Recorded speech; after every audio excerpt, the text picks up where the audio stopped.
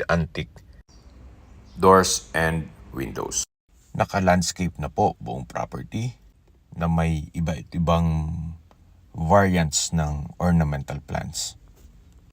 May lot area po ito na 500 square meters, more or less.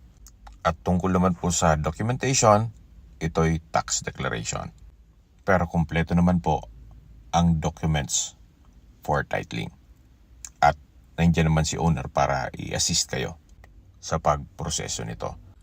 Ito naman po yung ongoing na construction ng 3-story building with view deck or roof deck.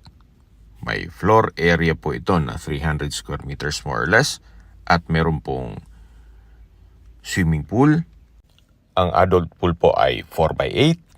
Then yung children's pool ay 4x4. Then meron din po itong jacuzzi.